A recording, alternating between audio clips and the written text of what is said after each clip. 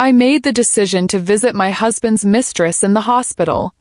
I needed to see her face to face, to look directly into her eyes and understand what she had that I didn't. But when I pushed open that hospital room door, everything I thought I knew shattered.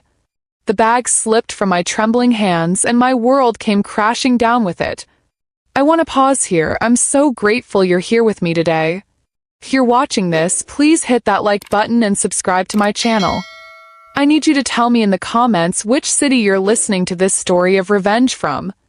I want to know just how far this message has traveled because what I'm about to share with you, it needs to be heard. The hospital corridors stretched endlessly before me that Tuesday afternoon, each step echoing against the polished linoleum like a countdown to my own execution.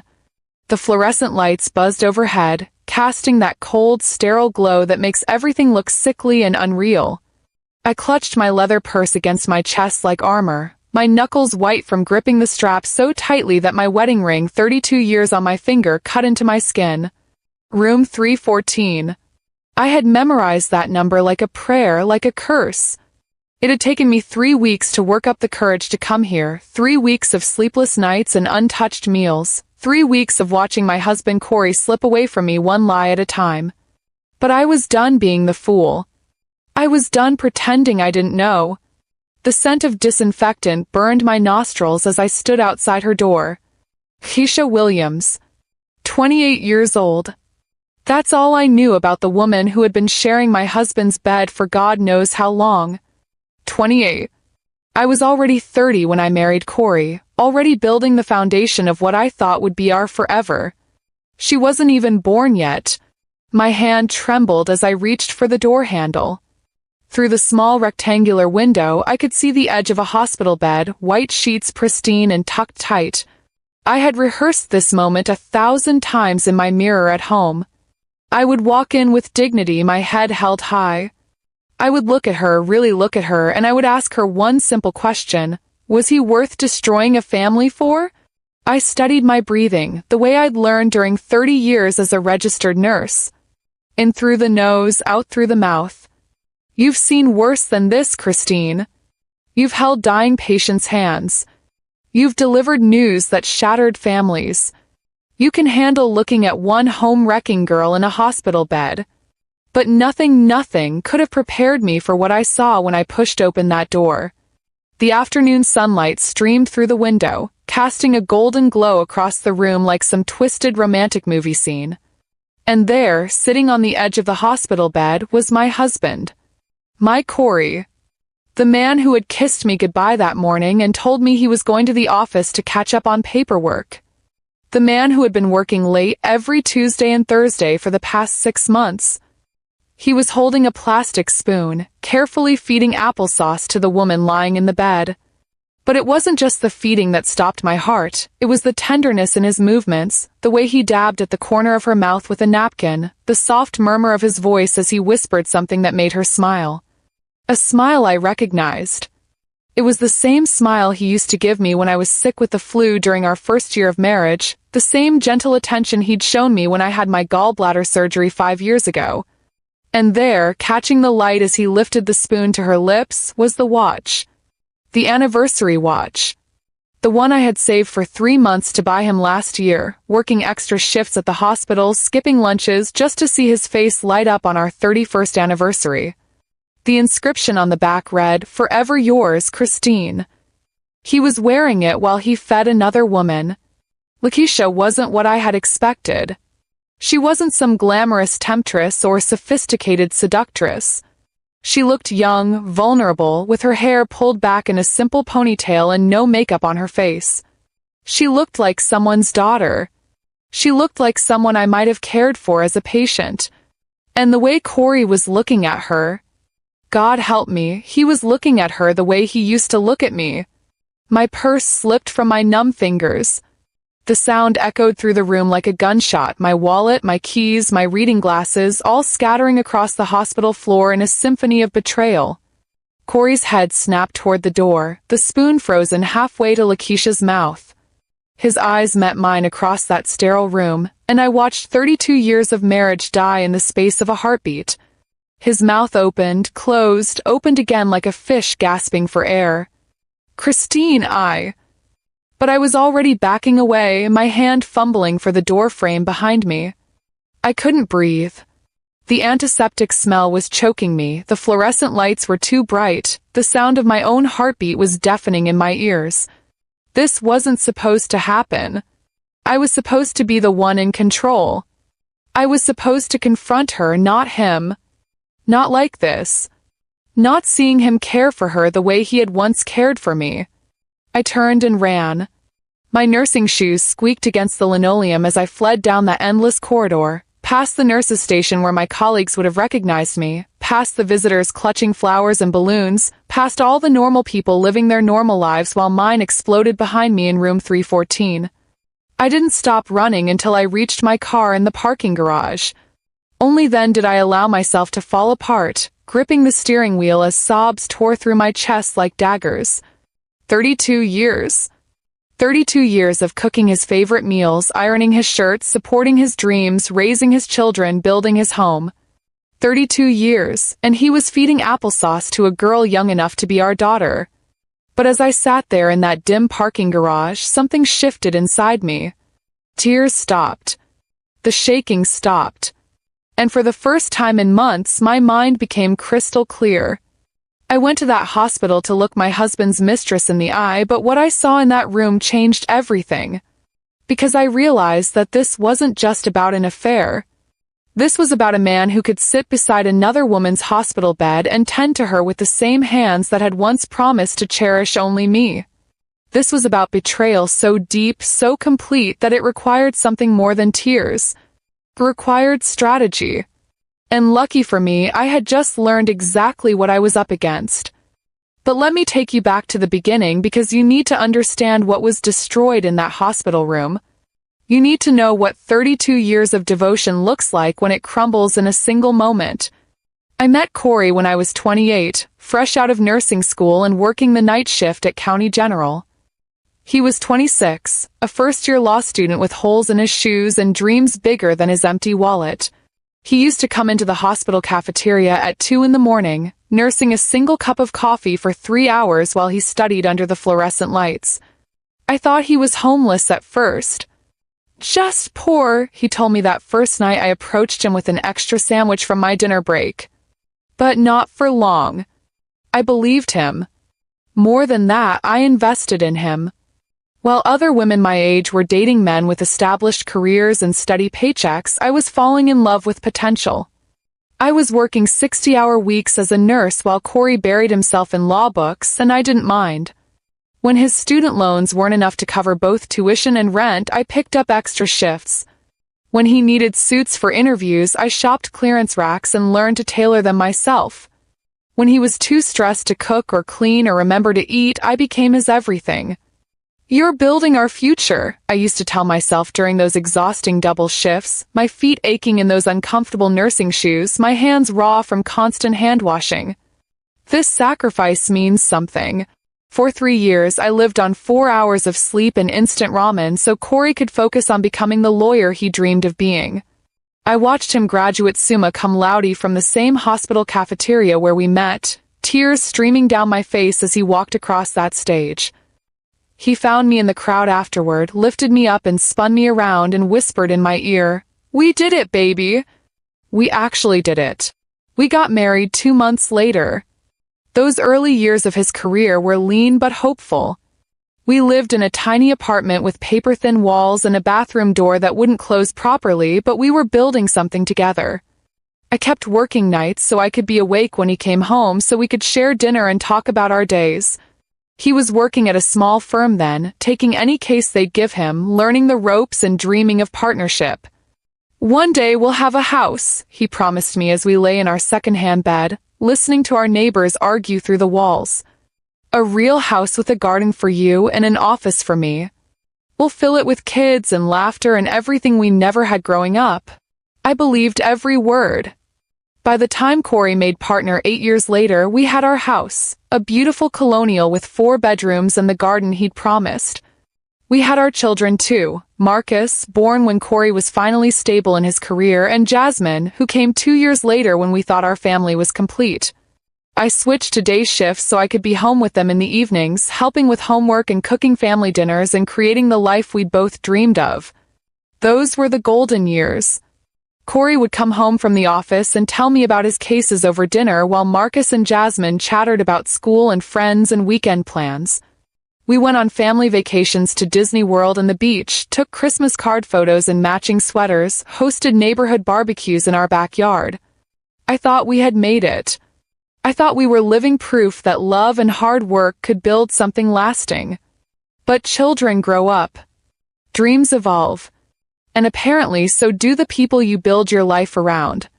Marcus graduated college 3 years ago and moved to Chicago for his engineering job. Jasmine finished her master's degree last spring and took a position in Seattle.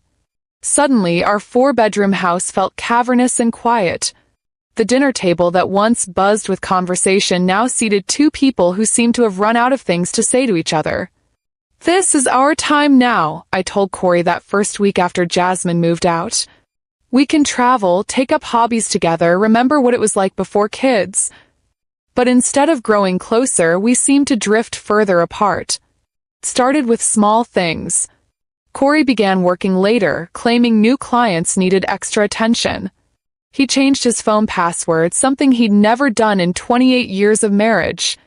He started buying expensive cologne, styling his graying hair differently, wearing shirts I'd never seen before. When I complimented his new look, he brushed off my comments like they embarrassed him. "Just trying to stay current," he'd mumble, avoiding my eyes. The late nights became routine. 3 nights a week became 4, then 5. He'd come home after I was already in bed, slip under the covers smelling like that new cologne and whisper that he'd eaten dinner at the office. In the morning, he'd be gone before I woke up, leaving only a coffee mug in the sink and a hastily scribbled note about another late day ahead. Our conversations became functional. "The lawn needs cutting. Your mother called. Don't wait up tonight." We moved around each other like polite strangers sharing the same space, and when I tried to address it, he accused me of being clingy.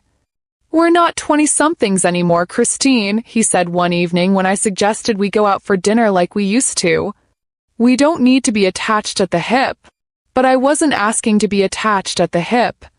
I was asking to feel like his wife instead of his housekeeper.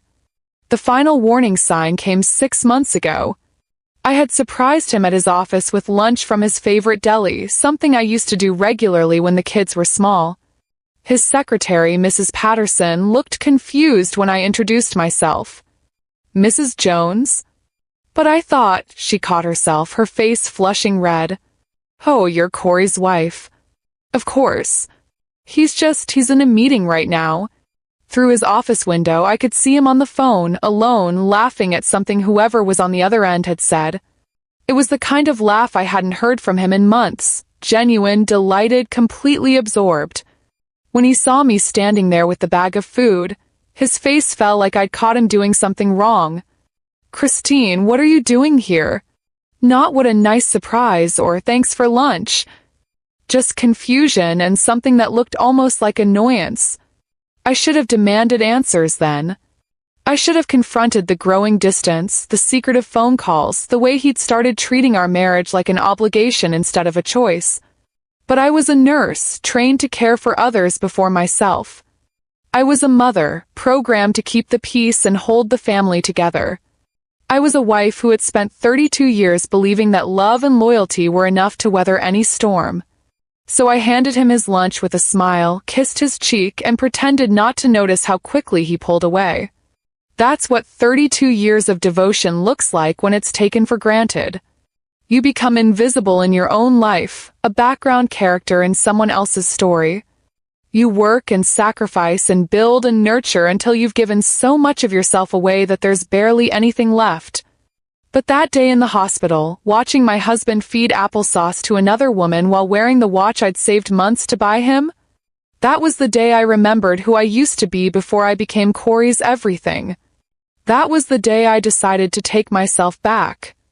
But taking yourself back requires knowing exactly what you're taking yourself back from. And that meant I had to stop being willfully blind to what was happening in my own marriage. It started with his phone. For 32 years, Corey and I had shared everything. Passwords, bank accounts, dreams, fears, we were partners in the truest sense. So when he suddenly became protective of his phone, holding it face down during dinner and taking it with him to the bathroom, my nursing instincts kicked in. Something was wrong and I needed to diagnose the problem.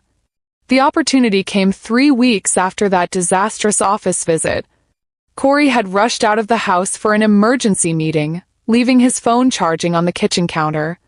My heart pounded as I picked it up, my fingers trembling as I entered what I hoped was still his passcode, our wedding anniversary. It worked. I scrolled through his contacts with the methodical precision I'd learned from 20 years of reading patient charts. Most of the names were familiar, colleagues, family members, our mutual friends. But then I saw it tucked between Larry, Jim, and Mom, Lakeisha, with a heart emoji. My breath caught in my throat as I clicked on the contact. The phone number meant nothing to me, but seeing it there, seeing her name in his phone with that little red heart, made everything real in a way I wasn't prepared for. This wasn't paranoia or middle-aged insecurity. This was confirmation. I quickly memorized the number and put the phone back exactly where I'd found it, my hand shaking so badly I nearly dropped it twice. When Corey returned an hour later, I was folding laundry in the living room, acting like the dutiful wife who suspected nothing. "How was your meeting?" I asked without looking up from his shirts. "Fine. Just fine." His voice sounded strange, strained. "Client emergency. You know how it is." But I was beginning to suspect I didn't know how anything was anymore. The next day, while Corey was at work, I did something I never thought I'd do in 32 years of marriage. I went through his things. Not snooping, I told myself. Investigating. There's a difference when your whole life is at stake. I started with his dresser, methodically checking pockets and drawers with the same thoroughness I used to inventory medical supplies. In the back of his sock drawer, hidden beneath winter thermal underwear he hadn't worn in years, I found them, receipts. Dozens of them, all from jewelry stores I'd never been to, for items I'd never received.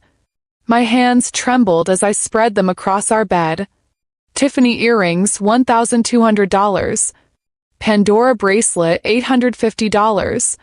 A necklace from K Jewelers, $2,300. The dates went back 8 months, and the total amount made my stomach lurch.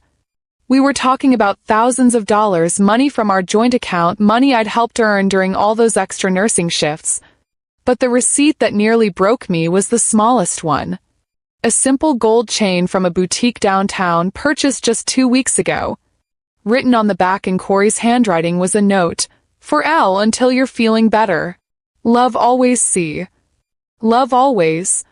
I sat on our bed, the bed where we'd made love, raised babies, whispered dreams, and felt something die inside my chest. This wasn't just physical betrayal. This was emotional intimacy, financial deception, and something that looked suspiciously like love. That night, I pretended to read while Corey worked on his laptop in the living room. But I was actually listening, training my nurse's ear to catch every word, every inflection, every pause in his conversations.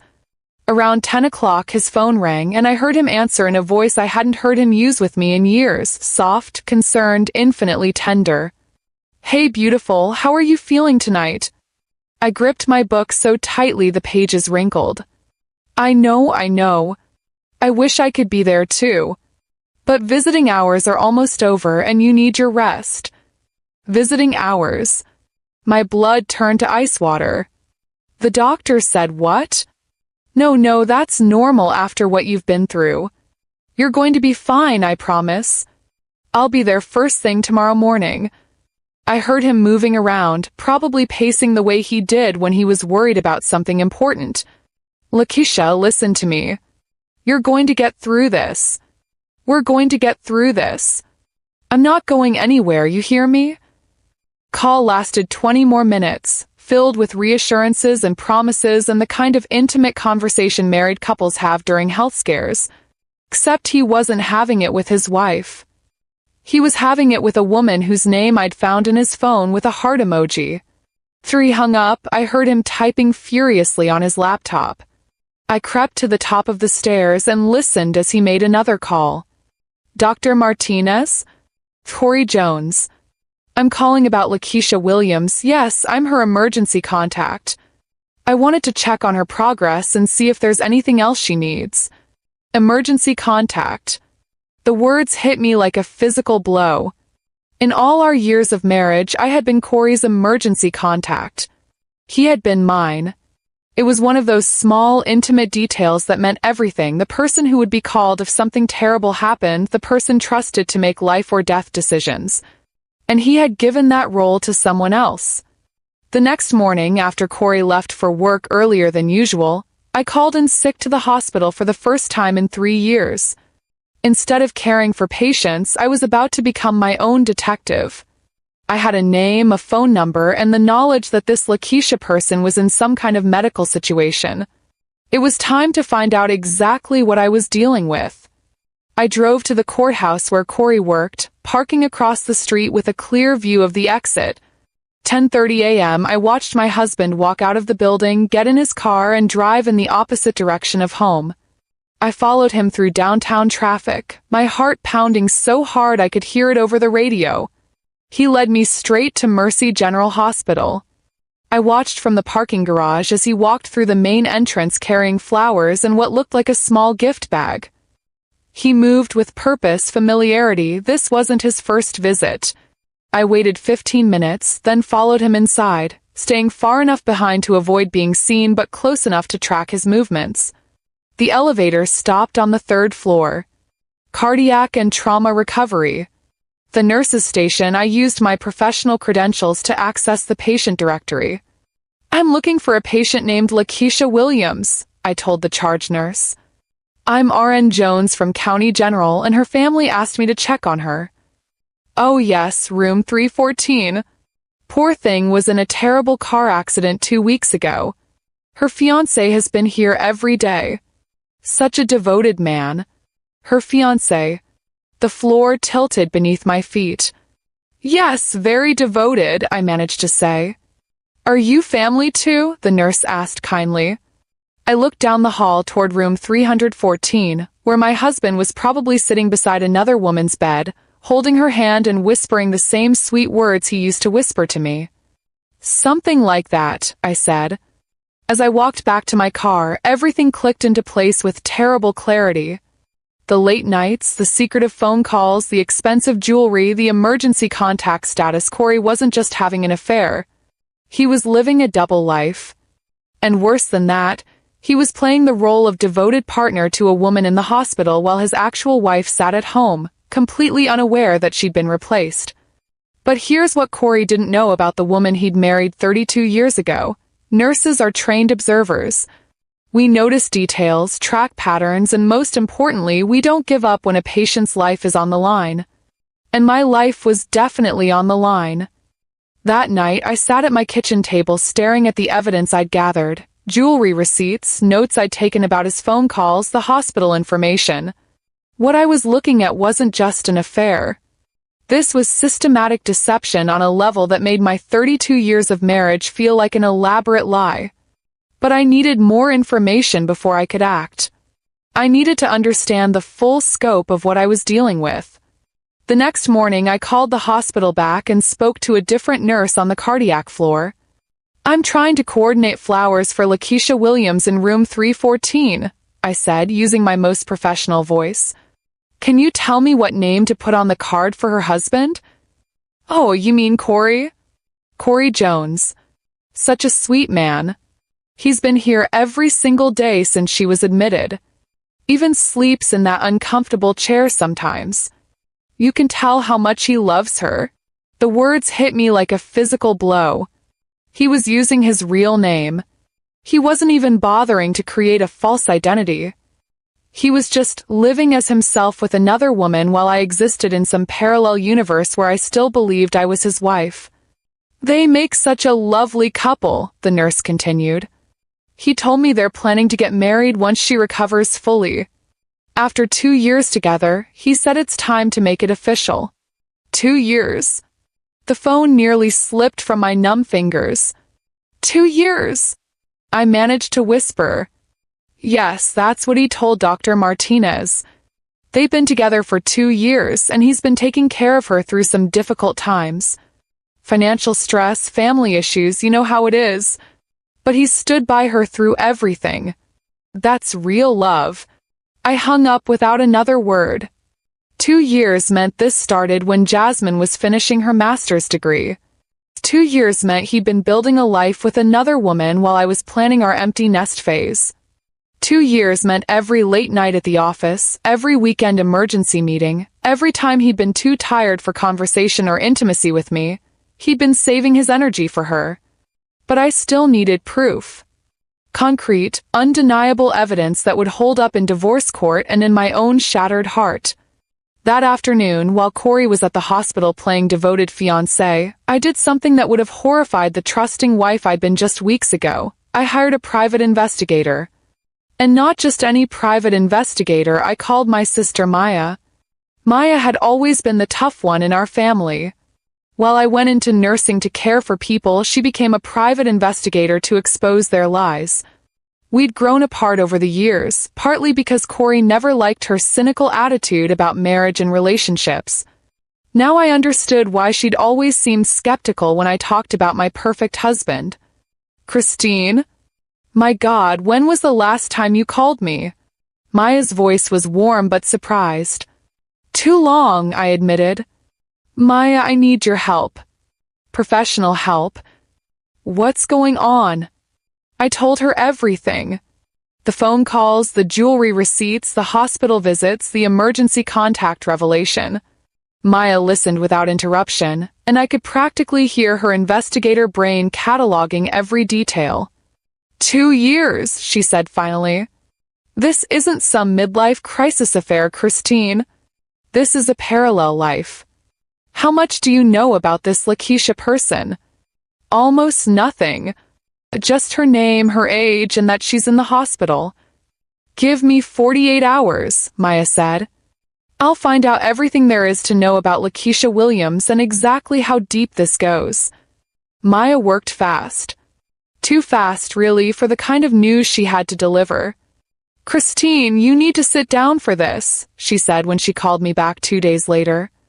I was already sitting in my car outside the grocery store, afraid to have this conversation in the house where Corey might come home early. Her full name is Lakeisha Williams, 28 years old, works as a customer service representative at a call center downtown. But here's what's going to hurt, sis. I found an apartment lease. My blood turned to ice. "What kind of lease?" "A 2-bedroom apartment on Maple Street. Both their names are on it. Corey Jones and Lakeisha Williams. The lease started 23 months ago, and the rent is $1,800 a month. He's been paying for it out of an account I traced back to your joint savings." The numbers hit me like successive punches. 23 months. $1,800 every month. That was over $40,000 of our money I'd helped earn, money I'd assumed was going toward our retirement, our future security. "There's more," Maya continued gently. "I talked to some neighbors. They know him as Lakeisha's boyfriend, then fiancé. He's there most weekends, sometimes during the week. They've seen him bringing groceries, helping her with household repairs, acting like a live-in partner. So he's been maintaining 2 households. 2 lives." My voice sounded strange and hollow to my own ears. "It gets worse, Christine. The car accident? I pulled the police report.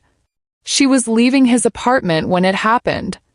And get this, the emergency room intake form lists her as engaged to Corey Jones. He filed that paperwork himself. I sat in that grocery store parking lot, watching normal people live their normal lives, and felt my entire reality crumble around me. This wasn't just betrayal. This was systematic replacement. While I'd been living as his wife, he'd been creating an entirely separate existence where I didn't exist at all. "What are you thinking?" Maya asked softly. "I'm thinking," I said slowly, "that for 32 years I've been playing by rules that only I was following. What do you want to do about it?" Question hung in the air between us. What did I want to do? Confront him directly? Demand explanations for the unexplainable? Beg him to choose me over a woman 28 years old who'd been playing house with my husband for 2 years? The old Christine would have done exactly that. The old Christine would have cried and pleaded and tried to win back a man who'd already decided she wasn't worth staying faithful to. But sitting in that parking lot, holding evidence of the most devastating betrayal I could imagine, I realized something important. I didn't want him back. I wanted justice. I want to expose him, I said. I want everyone who thinks he's this devoted, loving man to see exactly who he really is. I want consequences. Real ones. Now you're talking like my sister, Maya said, and I could hear the approval in her voice. But we're going to be smart about this. No emotional confrontations, no dramatic scenes until we're ready. We're going to gather everything, financial records, proof of the double life, documentation of his lies. And then we're going to take him apart piece by piece. What do you need from me? Access to your financial records, his computer if possible, and most importantly, I need you to act completely normal until we're ready to move. Can you do that? Can you smile and play the loving wife while we build our case? I thought about the man who would come home tonight, probably tired from spending the day at another woman's bedside, who would expect me to heat up his dinner and ask about his day and pretend I didn't know he was living an elaborate lie. I can do that, I said. I've been playing the loving wife for 2 years while he built a life with someone else. I can keep playing it for a few more weeks. Good. Because when we're done, Corey Jones is going to learn what happens when you underestimate a woman who's been taking care of people her whole life. We're about to show him that nurses know how to fight for their patients' lives. And what am I the patient for? Your own life, Christine. Your dignity, your financial security, your future. Everything he tried to steal from you while you weren't looking. As I drove home to cook dinner for a man who was engaged to another woman, I felt something I hadn't experienced in months. Hope. Not hope that my marriage could be saved, that died in the hospital room. But hope that I could survive this. Hope that I could come out stronger. And hope that Corey Jones was about to learn exactly what kind of woman he'd been betraying for 2 years. Maya and I spent 3 days planning what she called the performance of your lifetime. We needed Corey to believe I was broken, defeated, and most importantly, out of the way. The goal was to create an opening for him to make the kind of mistake that would give us everything we needed for court. Men like Corey get comfortable in their lies, Maya explained as we sat in her office, surrounded by surveillance equipment and legal documents. He's been managing 2 lives for 2 years, which means he thinks he's smarter than everyone around him. We're going to use that arrogance against him. The plan was elegant in its simplicity. I would stage a breakdown, tell Corey I needed space to think about our marriage, and leave the house for what appeared to be an extended stay with Maya. But instead of actually leaving town, I'd be watching, recording, documenting every move he made when he thought he was free to do whatever he wanted. The key is selling the vulnerability, Maya said, adjusting a tiny camera disguised as a decorative picture frame. You need to seem fragile, not suspicious. Defeated, not angry. Can you do that? Looking at my reflection in her office mirror, I barely recognized myself. 3 weeks of investigating my husband's betrayal had carved new lines around my eyes and stolen the softness from my face. Selling vulnerability wouldn't require much acting. I've been practicing defeated for 32 years, I said. I think I can manage it. We placed cameras in 5 strategic locations throughout the house: the living room, kitchen, master bedroom, and the guest room where Corey had been sleeping more frequently. Maya's equipment was sophisticated enough to capture both video and audio, and small enough to blend seamlessly into our home decor. Remember, Maya said as she tested the final connection, once you leave that house, you cannot go back until we have what we need. No matter what you see, no matter how angry you get, you have to let him hang himself with his own choices. Friday evening, I waited until Corey came home from his latest client meeting, which I now knew was actually another hospital visit. He looked tired, emotionally drained, like a man who'd been caring for someone he loved. The irony would have been funny if it wasn't destroying my life. Corey, we need to talk, I said, sitting at our kitchen table with a cup of tea I hadn't touched. He froze in the doorway, still wearing his coat. About what? About us. About our marriage. About why I feel like I'm living with a stranger. I'd rehearsed this speech with Maya, practicing the exact tone of voice, the precise amount of pain to reveal without seeming suspicious. I needed to sound like a woman questioning herself, not a woman who'd already found the answers. Christine, what are you talking about? He sat across from me, but his body language was defensive, guarded. You're never here anymore. When you are here, you're somewhere else mentally. We don't talk, we don't connect, we barely touch. I let my voice crack on the last word. I feel like I'm losing you, and I don't understand why. That's ridiculous. I'm working hard to secure our future. I thought you'd appreciate that. Our future. I looked directly into his eyes, letting him see genuine pain there, not because I was losing him, but because I'd already lost him without knowing it.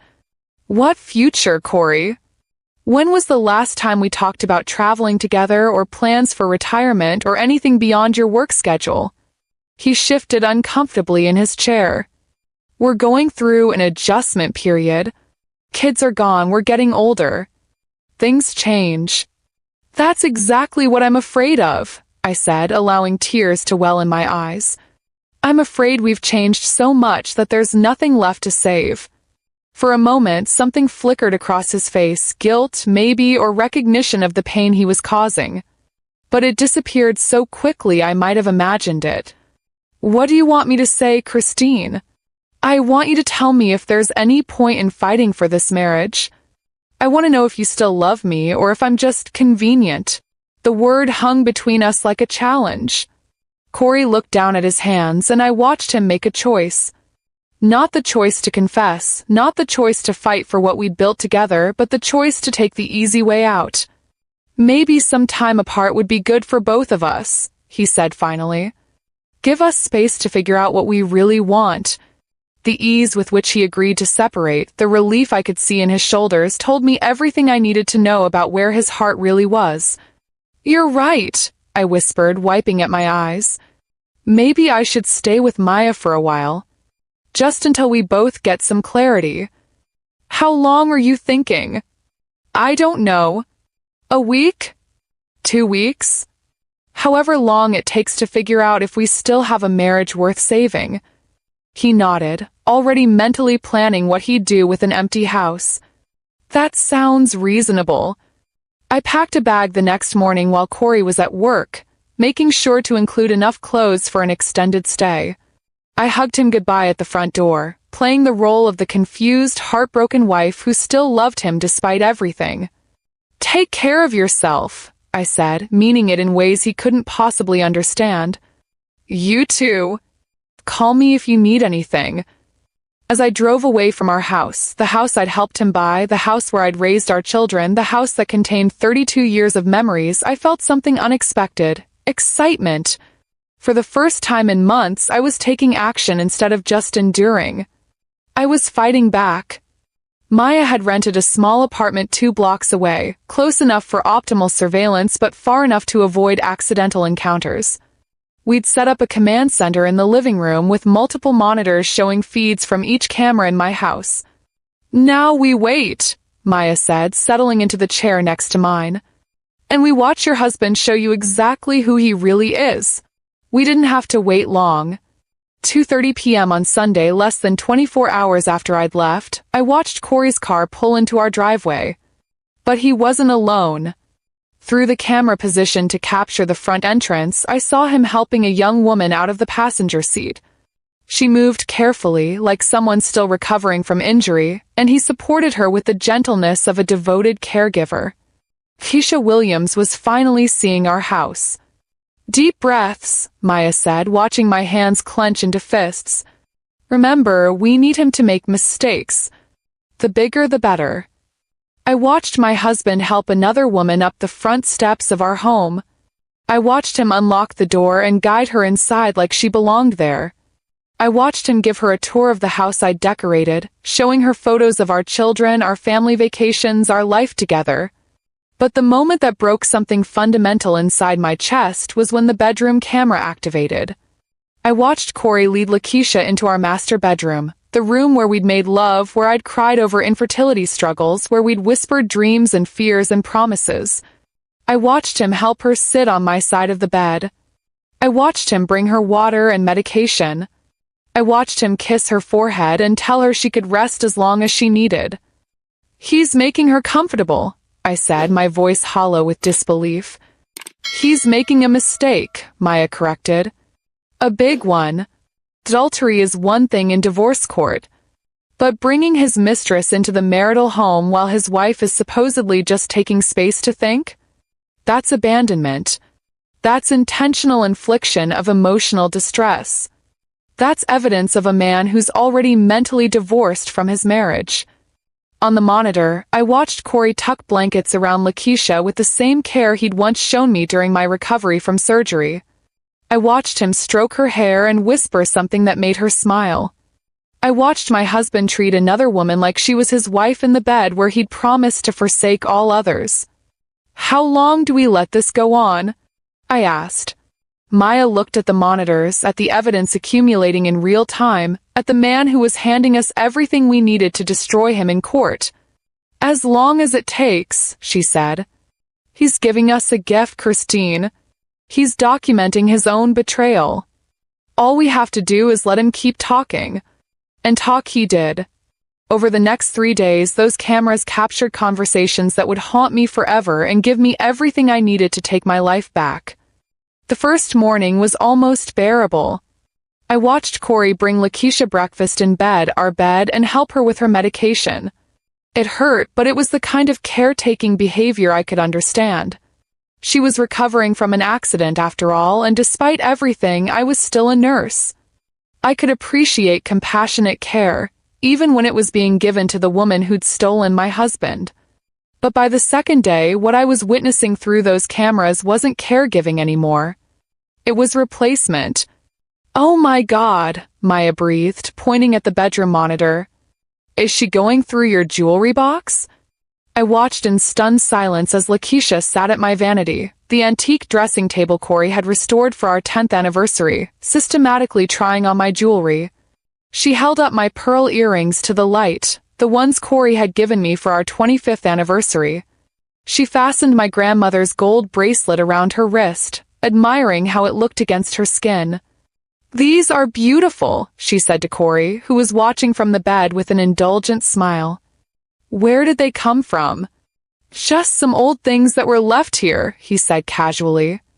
"The previous owner had terrible taste, but a few pieces are worth keeping." Previous owner. The words hit me like a physical blow.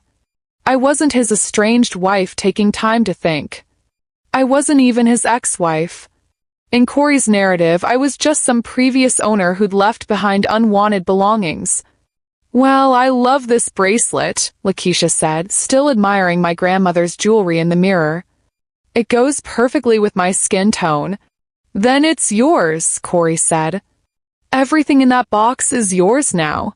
I gripped the arms of my chair so tightly my knuckles went white. Maya placed a steadying hand on my shoulder, but her eyes never left the monitors.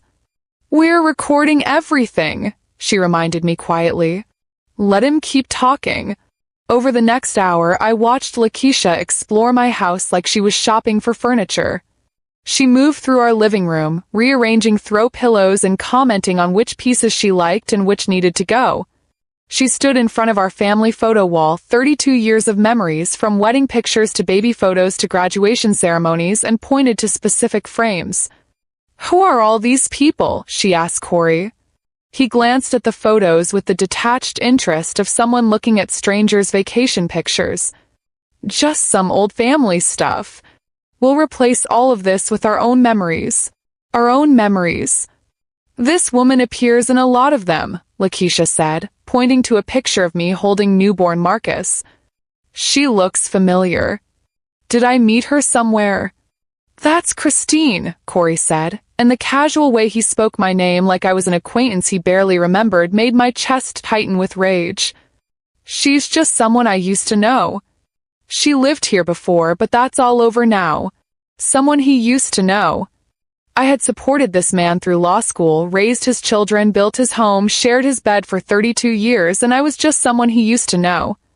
"She's pretty," Lakeisha said, studying the photo of me at our wedding. I was 28 then, radiant in my white dress, looking at Corey like he was my entire future. "What happened to her?" "She got old," Corey said with a shrug. "Some people just don't age well. They get comfortable, stop taking care of themselves, stop being interesting. You know how it is." I looked down at my hands that had worked countless double shifts to support his dreams, hands that had changed his children's diapers and held them through nightmares, hands that had cared for thousands of patients over 3 decades of nursing, hands that showed the evidence of a life spent caring for others. "Well, her loss is my gain," Lakeisha said, and I watched her take down our wedding photo and set it aside. "This house has good bones, but it needs a complete makeover. Everything is so dated." "That's exactly what I was thinking," Corey agreed. "Or we could sell this old place and start fresh somewhere more modern. Somewhere that's just ours." Casual way they discussed dismantling my life, selling the house I'd helped buy, erasing the family I'd helped create was breathtaking in its cruelty. But I forced myself to keep watching as Lakeisha continued her inspection tour. In the kitchen, she opened cabinets and critiqued my dishes. "These plates are hideous. And who needs this many coffee mugs?" She started pulling items out and setting them on the counter. "We'll donate all of this and start over with something more stylish." Those coffee mugs represented years of family breakfasts, lazy Sunday mornings, quiet conversations over late-night cups of tea. Each one had a story, souvenirs from family vacations, gifts from the children, novelty mugs that had made us laugh. To Lakeisha, they were just clutter to be eliminated. But the moment that truly broke my heart came when she discovered my nursing uniform still hanging in the bedroom closet. "What are these awful things?" she asked, holding up one of my scrubs with obvious disgust. "Work clothes," Corey said dismissively. Christine was a nurse. Not exactly a glamorous profession. Not exactly glamorous. 30 years of saving lives, comforting families, working through exhaustion and heartbreak and the daily weight of human suffering, and it wasn't exactly glamorous. "Well, these need to go immediately," Lakeisha said, pulling my uniforms from their hangers. "The whole closet smells like hospital." I watched her bundle my scrubs into a trash bag, along with my comfortable nursing shoes and the cardigan I wore during long night shifts. As she worked, she continued talking to Corey about their plans. "Once we get rid of all this old stuff, we can really make this place ours," she said. "New furniture, new decorations, maybe knock down some walls to open things up. It'll be like starting completely fresh." "Whatever you want, baby," Corey said, watching her with obvious adoration. "This is your house now. Your house now." But the worst was yet to come. On the 3rd day, I watched Lakeisha discover my nursing awards in the home office, certificates of recognition for excellent patient care, commendations for going above and beyond during emergencies, a plaque honoring my 30 years of service to County General. "Look at all these dusty old certificates," she said to Corey.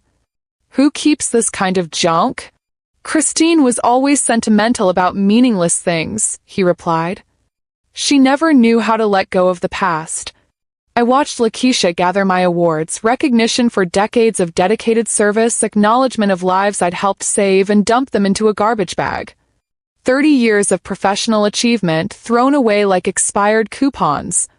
"There," she said, stepping back to admire the now empty wall. "Much better. We can put our vacation photos here instead." Our vacation photos. From trips they'd apparently been taking while I thought my husband was working late. "You know what?" Lakeisha continued, warming to her redecorating theme. "We should take down all these family pictures too. I don't want to look at some other woman's life every day."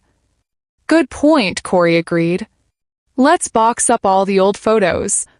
Maybe donate them or something." I watched my husband help another woman erase every trace of our life together. Wedding photos, baby pictures, family vacations, holiday celebrations, 32 years of memories packed away like unwanted belongings at a garage sale. "This is so exciting," Lakeisha said, surveying the bare walls. "It's like we're creating our own little world here." "Our own little world," Corey repeated, pulling her into his arms. "Just you and me and no baggage from the past. No baggage from the past." That's what I was to him now. Not his wife, not the mother of his children, not his partner of 3 decades. Just baggage from the past, to be disposed of as efficiently as my nursing awards and family photos. "I can't watch any more of this," I said, standing up from the monitoring station. "Yes, you can," Maya said firmly. "Because in 3 days, we've recorded enough evidence to take him for everything he's worth. Adultery, abandonment, intentional infliction of emotional distress, and financial fraud. He's handed us a divorce case that will make legal history." She was right.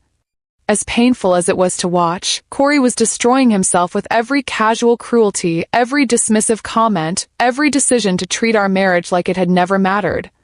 "What happens next?" I asked. Maya smiled, and it wasn't a particularly nice smile. "Next, we remind your husband that the woman he's been dismissing as someone he used to know is about to become someone he'll never forget." But before we could plan our confrontation, Maya insisted we needed to understand everything about Lakeisha's hospitalization. "Something doesn't add up," she said, reviewing her notes. "Car accidents don't usually result in psychiatric evaluations, and the timeline is suspicious. Corey became her emergency contact exactly 2 weeks before the accident happened." "What are you thinking?" "I'm thinking we need the full medical records. And lucky for us, you have access to hospital databases that most people don't." She was right. Through 30 years as a registered nurse, I had professional relationships at every major hospital in the city. More importantly, I had legitimate access to medical records through the nursing network, a privilege I'd never abused in 3 decades of practice. Until now. The next morning, I called my former colleague Sarah Martinez, who worked as a charge nurse at Mercy General. We'd trained together, covered each other's shifts, shared countless stories about difficult patients and demanding doctors.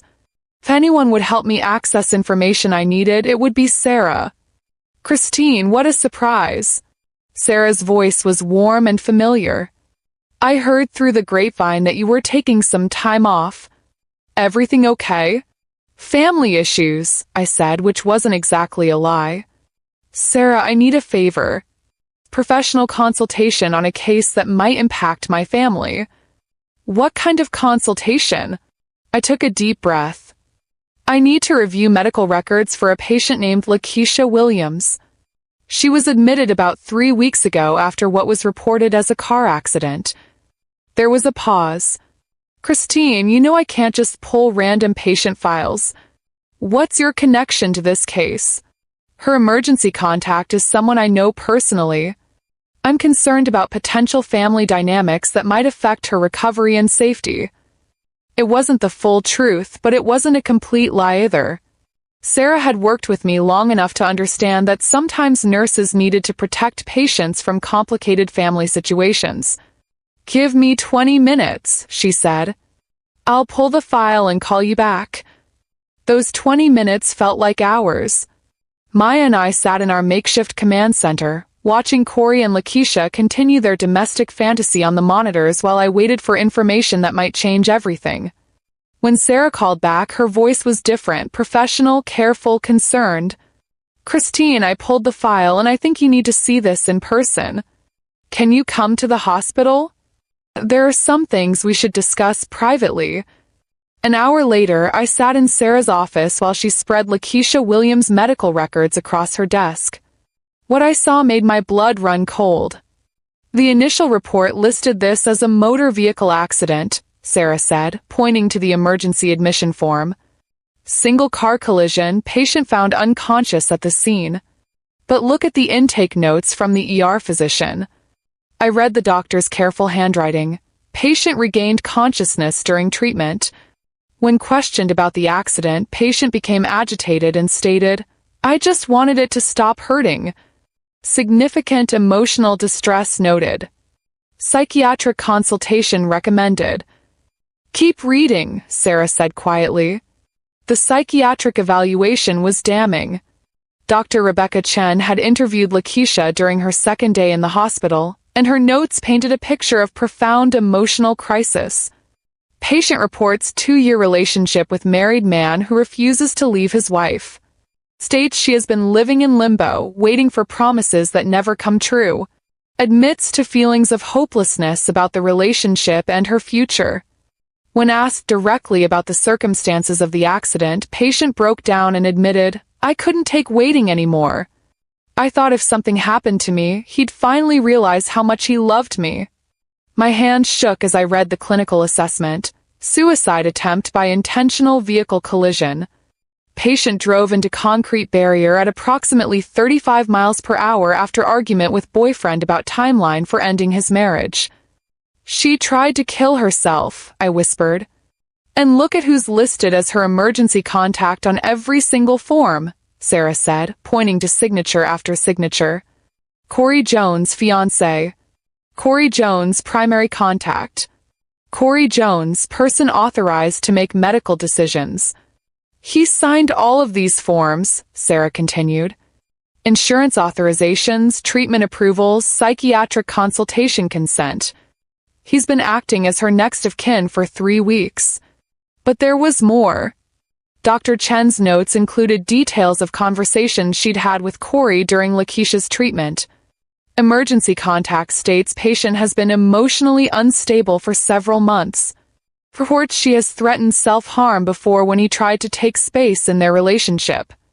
Contact appears genuinely concerned about patient's mental health but mentions his own wife is also going through emotional difficulties and may need psychiatric evaluation. Contact suggests patient would benefit from extended inpatient mental health treatment. Extended inpatient treatment. My breath caught in my throat. Sarah, what does extended inpatient treatment mean in this context? For a suicide attempt with ongoing emotional instability? We're talking about a potential 72-hour psychiatric hold, possibly longer if the patient is deemed a danger to herself or others. I stared at the records, pieces of a horrific puzzle clicking into place. He's been positioning both of us as mentally unstable. What do you mean? He told the psychiatric team that his wife, Me, is going through emotional difficulties and might need evaluation. He's setting up a narrative where both women in his life are psychologically unstable. Sarah's face paled as she understood the implications. Christine, if he's planning to have you declared mentally incompetent, he could control everything. The house, the savings, the divorce proceedings. He could claim I'm too unstable to make rational decisions about the marriage. My phone buzzed with a text from Maya. Got the financial records. You need to see this immediately. I thanked Sarah and rushed back to our surveillance apartment where Maya had spreadsheets covering every surface. Look at this, she said, pointing to bank statements from our joint savings account. 3 major withdrawals in the past month, all for medical expenses not covered by insurance. The numbers made my stomach lurch. $15,000 for psychiatric consultation and extended care evaluation. $1,000 for private room upgrade and specialized nursing. $12,000 for what was listed as experimental therapy consultation. He's been paying for private psychiatric treatment, Maya said. But here's the interesting part. Look at what he discussed with the billing department. She handed me a transcript she'd somehow obtained of Corey's conversation with the hospital's financial services. Mr. Jones inquired about payment plans for extended psychiatric care for 2 patients, Maya read. He specifically asked about procedures for when family members need to make financial decisions for relatives who are not mentally competent to handle their own affairs. 2 patients. He's been planning to have both of us declared mentally incompetent, I said, the full scope of his manipulation finally becoming clear. Lakeisha because of her suicide attempt and me because of supposed emotional difficulties during our separation. And if you're both declared incompetent, guess who gets to make all the financial and legal decisions? The elegant cruelty of it took my breath away. Corey hadn't just been having an affair. He'd been orchestrating a complete takeover of everyone's lives, positioning himself as the rational, responsible man surrounded by unstable women who needed his protection and control. But he made one critical mistake, Maya said, gathering the medical records and financial documents. He documented everything. Every signature as Lakeisha's fiancé, every payment from your joint account, every conversation about mental competency. It's all evidence of fraud. What kind of fraud? Financial fraud, insurance fraud, and potentially conspiracy to commit guardianship fraud. He's been using your money to pay for another woman's medical care while simultaneously building a case to have you declared incompetent. That's not just adultery, Christine. That's criminal. I looked at the monitors showing Corey and Lakeisha in our house, planning their future together while he schemed to destroy both our lives for his convenience.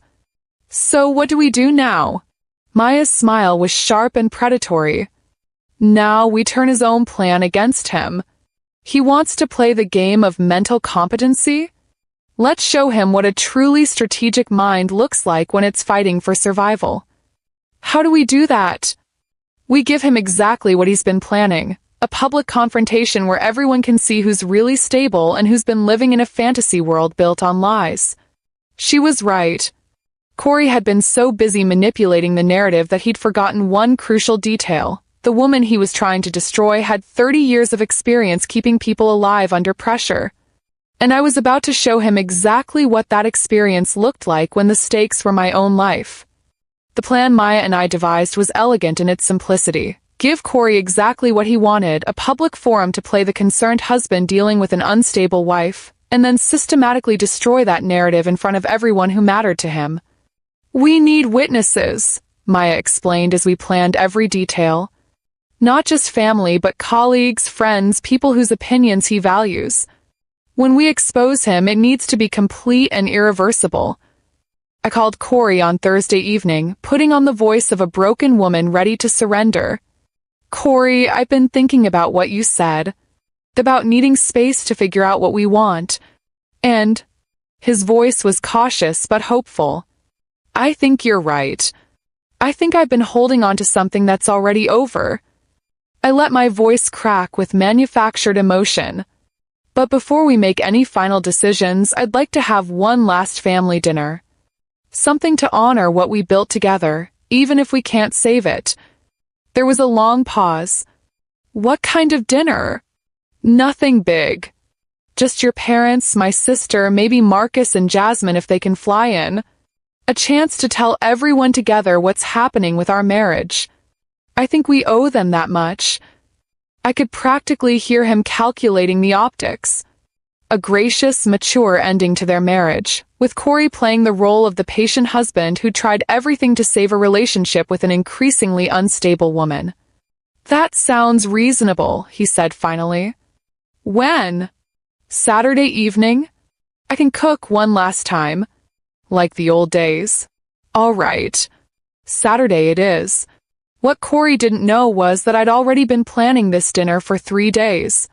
The guest list included not just family but also his law partner David Morrison, our neighbors the Hendersons, my nursing supervisor Janet, and several other people whose respect Corey valued. Maya had contacted each of them personally, explaining that Christine and Corey had an important announcement to make about their marriage. More importantly, Maya had arranged for her associate, attorney Rebecca Foster, to attend as a family friend who just happened to have Christine's best interests at heart. Saturday afternoon, I returned to our house for the first time since I'd left. Corey and Lakeisha had clearly been busy. Many of my personal items were missing, furniture had been rearranged, and the family photos had been replaced with empty frames waiting for new memories. "Christine," Corey said when I walked into the kitchen, his voice carefully modulated to sound concerned rather than annoyed. "You look tired." "I've been doing a lot of thinking," I replied, setting grocery bags on the counter that had once been mine and was now apparently Lakeisha's. "About us, about our future, about what's best for everyone." "And what have you decided?" "I've decided that you're right. Some things can't be saved once they're broken." I began unpacking ingredients for his favorite meal, herb-crusted lamb with roasted vegetables, the dinner I'd made for every special occasion during our marriage. But I want our families to understand why. He relaxed visibly, probably assuming I was preparing to take full responsibility for our marriage's failure. The guests began arriving at 6 o'clock. Corey played the perfect host, greeting everyone with warmth and just the right amount of subdued sadness. He was staging his own performance, positioning himself as the devoted husband dealing gracefully with a difficult situation. "Where's Christine?" his mother asked, looking around the living room where family photos used to hang. "She's in the kitchen," Corey said with a gentle smile. "She's been going through a difficult time lately. Some emotional challenges that have been hard on both of us." Emotional challenges. The groundwork for his mental instability narrative, laid out perfectly in front of witnesses. At 7 o'clock, I called everyone to the dining room. The table was set with our wedding china, the dishes Lakeisha had dismissed as hideous but which represented 12 years of Christmas and anniversary dinners. Corey sat at the head of the table, playing his role as the gracious host, while I served the meal I'd perfected over 3 decades of marriage. "This looks wonderful, Christine," David Morrison said, raising his wine glass. "Corey's told me how much he'll miss your cooking." "Has he?" I said quietly, taking my seat. That's interesting because I wasn't aware he'd discussed our personal business with colleagues. An uncomfortable silence fell over the table. Corey's face flushed slightly, but he maintained his composure. "Christine, I think people are just concerned about us," he said in the patient tone one uses with someone who's being unreasonable. "Of course they are. That's why I asked everyone here tonight." I stood up, my hands steady despite the adrenaline coursing through my veins. "Because I have some things I need to share with all of you." "Christine, maybe we should," Corey started. "Maybe we should what, Corey?" "Maybe I should continue pretending that I don't know what's been happening? Maybe I should keep playing the confused, emotionally unstable wife while you rewrite our history?" The dining room fell dead silent. Corey's eyes darted around the table, calculating how to regain control of the narrative. "Christine, you're not well. Everyone can see that you're struggling."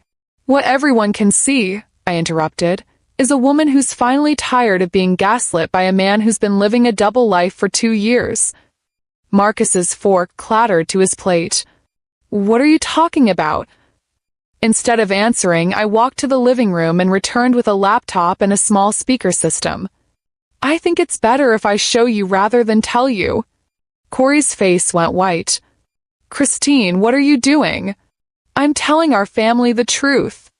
I connected the laptop to the speakers and pulled up the first audio file Maya had prepared. "Let's start with this conversation from 3 days ago." Lakeisha's voice filled the dining room. "Who are all these people in the photos?" Corey's voice followed. "Just some old family stuff. We'll replace all of this with our own memories. This woman appears in a lot of them. She looks familiar." "That's Christine. She's just someone I used to know. She lived here before, but that's all over now." The silence in the room was deafening. I watched Corey's mother's face crumple as she heard her son dismiss his wife of 32 years as someone he used to know. "Christine, where did you get this?" Corey demanded, his composure finally cracking. "From the surveillance cameras Maya and I installed in our house before I left." I gestured toward the door where Maya and Rebecca Foster had just entered. "The same cameras that recorded you bringing another woman into our marriage bed." "You were spying on me?" "I was documenting criminal behavior," Maya said, stepping forward with a thick folder. "Financial fraud, insurance fraud, and conspiracy to commit guardianship fraud." She spread bank statements across the table, next to the dinner plates and wine glasses. "Corey has been using joint marital funds to pay for his girlfriend's medical expenses while simultaneously building a case to have Christine declared mentally incompetent." David Morrison leaned forward, his lawyer instincts engaged. "What kind of medical expenses?" "Psychiatric treatment following a suicide attempt," Rebecca Foster said, pulling out hospital records. Mr. Jones has been acting as emergency contact and medical decision-maker for Ms. Lakeisha Williams while she receives treatment for intentionally crashing her car. The gasps around the table were audible. Corey's father pushed back from the table, staring at his son like he'd never seen him before. A suicide attempt? Janet, my nursing supervisor, asked. Corey, you've been managing medical care for someone who's not a family member? It's not what it looks like, Corey started. It's exactly what it looks like, Maya interrupted, playing another audio file. This time it was Corey's voice. She got old. Some people just don't age well. They get comfortable, stop taking care of themselves, stop being interesting. My mother-in-law made a choking sound. But that's not the worst part, I said, my voice steady and clear. The worst part is that he's been telling medical professionals that I'm also mentally unstable and might need psychiatric evaluation. He's been positioning both of us as incompetent so he could control our finances and legal decisions. Rebecca Foster placed a legal document in front of Corey. These are divorce papers, already filed. Christine is citing adultery, financial fraud, and intentional infliction of emotional distress. She's also filing criminal charges for fraud and identity theft. You can't prove any of this, Corey said, but his voice lacked conviction. Actually, we can. Maya held up a flash drive. 3 weeks of video and audio surveillance showing you bringing your girlfriend into the marital home, helping her dispose of Christine's personal belongings, and planning to sell this house without your wife's knowledge or consent. Marcus stood up abruptly, his chair scraping against the floor. Dad, is this true? Have you been cheating on Mom? Son, it's complicated. It's not complicated, Jasmine said, tears streaming down her face. It's betrayal. The room erupted in voices, family members demanding explanations, David Morrison asking legal questions, neighbors expressing shock and disgust. In the middle of it all, Corey sat frozen, watching his carefully constructed narrative collapse around him. There's one more thing, I said, and the room fell quiet again. The divorce settlement includes full custody of this house, half of all assets including his law practice, and spousal support based on 32 years of marriage. The criminal charges include restitution for all marital funds used for his girlfriend's medical care. Rebecca Foster handed him another set of papers. You're also being served with a restraining order prohibiting contact with Christine except through legal counsel. As Corey read the documents, his face cycling through shock, anger, and finally resignation, I felt something I hadn't experienced in years, complete control over my own life. The dinner was delicious, by the way, I said, gathering my purse and walking toward the door. It's the last meal I'll ever cook for you. And with that, I walked out of the house where I'd spent 32 years being taken for granted, leaving behind a man who'd finally learned the difference between a devoted wife and someone you used to know. 5 months later, I sat in my new apartment, a bright, airy space overlooking the city, furnished with items I'd chosen for myself, reading the final court documents that officially ended my marriage and began my new life. The legal consequences for Corey were swift and devastating. The State Bar Association moved quickly once Rebecca Foster presented evidence of his fraudulent behavior. Using client trust account procedures to manipulate medical and financial documents, lying about his marital status on legal forms, and attempting to defraud insurance companies, these weren't just personal ethical lapses. They were violations that struck at the heart of legal practice. Corey Jones has been permanently disbarred, Maya told me over coffee at my favorite new cafe. His law license is gone, his partnership dissolved, and he owes you $180,000 in restitution for marital funds used fraudulently. The money wasn't what mattered most, though it certainly helped with starting over at 55. What mattered was that his ability to manipulate legal systems, the tool he'd used to try to control both Lakeisha and me, had been permanently taken away. What happened to the house? I asked. Sold as per the divorce decree. Your half of the proceeds, plus the alimony settlement, means you never have to work again if you don't want to. But I did want to work. Through 3 decades of nursing, caring for patients wasn't just my profession, it was who I was. The difference now was that I was returning to it as Christine Jones, not as Corey's wife who happened to be a nurse. "I start back at County General next week," I told Maya. "Same hospital where I met him, but this time I'm there for me." The emotional closure had taken longer than the legal resolution. 4 months after the divorce, I'd wake up expecting to hear Corey's voice in the kitchen or his car in the driveway. 32 years of shared routine doesn't disappear overnight, even when the person you shared it with turns out to be a stranger. But gradually, I began to understand the difference between a marriage certificate and true partnership.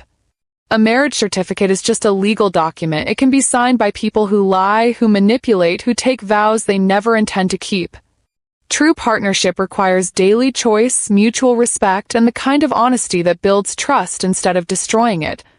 A man who can lie to his wife for years can lie to anyone about anything, I wrote in my journal one evening, thinking about the colleagues who'd trusted Corey, the clients who'd believed in his integrity, the family members who'd looked up to him. Betrayal is never contained to just one relationship. It spreads like infection, touching everyone who believed in the person behind the lies. The hardest part wasn't grieving the marriage, it was forgiving myself for staying blind to obvious signs for so long. I was a trained medical professional, skilled at recognizing symptoms and diagnosing problems. How had I missed the symptoms of deception in my own home? "Because you loved him," my new therapist explained during one of our sessions. And love makes us want to believe the best in people, even when evidence suggests otherwise. That's not a weakness, Christine. That's what makes you good at caring for others.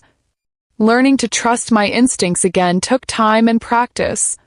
But slowly I began to recognize the difference between intuition and paranoia, between healthy skepticism and learned helplessness. As for Lakeisha, I chose to see her as another victim rather than the villain in my story. Through mutual acquaintances at the hospital, I learned she'd entered intensive therapy to address the emotional instability that had led to her suicide attempt. Without Corey's influence and promises, she was finally getting the help she needed to build a life based on reality rather than fantasy. She sends her apologies through her therapist, Maya told me one afternoon. Apparently, she had no idea you didn't know about the relationship. Corey told her you were already separated and that the divorce was just a formality. Even in his affair, Corey had been lying to everyone involved. "I hope she finds peace," I said, and meant it. "She's young enough to build something real with someone who's actually available." My new beginning started small but significant. I moved into an apartment I could afford on my nursing salary alone. I bought furniture that reflected my taste, not compromise between his preferences and mine. I joined a book club, took a painting class, and started hiking on weekends with a group of women who became friends rather than obligations. Most importantly, I learned to live for myself instead of living as half of a couple that had never been as united as I'd believed. The nursing supervisor position opened up at County General 8 months after my divorce was finalized. For the first time in my career, I applied for a promotion based solely on my qualifications, not on what would be convenient for my husband's schedule. "The job is yours," Janet told me during the interview. "You've earned it." Standing in the same hospital where I'd met Corey 33 years earlier, wearing scrubs that no one would throw away as awful, I felt something I hadn't experienced in years, pride in my own accomplishments. That evening, I called Marcus and Jasmine to share the news about my promotion. Both of my children had struggled with their father's betrayal, questioning everything they'd believed about love, marriage, and family stability. "Mom, I'm proud of you," Marcus said. "Not just for getting the promotion, but for how you handled everything. You could have fallen apart, but instead you fought back." "I almost did fall apart," I admitted. But then I remembered that I'd been taking care of people my whole life. It was time to take care of myself with the same determination. "Do you ever regret staying with Dad for so long?" Jasmine asked. It was a question I'd asked myself countless times. "I regret staying blind to who he really was," I said finally. "But I don't regret the life we built together because that life gave me you too. And everything I learned about love and sacrifice and resilience, all of that made me strong enough to survive losing him." As I sit here now, a year and a half after that devastating day in the hospital room, I want to leave you with this. If you're watching this story and your gut is telling you something's wrong in your relationship, trust that feeling. Don't make excuses for behavior that doesn't align with promises made. Don't sacrifice your peace of mind for someone else's convenience. 30 years taught me that love without respect isn't love at all. Real love doesn't require you to become smaller, quieter, or more convenient. Real love doesn't ask you to ignore your instincts or doubt your worth. Did you like my story? And what city are you listening from? Let's meet in the comments. Give us a like if you enjoyed this story. Thank you so much for your sweet support. I'm looking forward to your comments on the story. On the screen you can see 2 new life stories that I highly recommend. There's so much more on my channel. By the way, don't forget to subscribe. It encourages me to keep bringing more stories like this. See you in the next life story. With love and respect. Be real with me. Did I handle that the right way? And if you were in my shoes, what would you have done? If this story pulled you in, hit follow and subscribe so you don't miss the next one. And if you've got a story of your own, send it in. We'll adapt it and share it with everyone.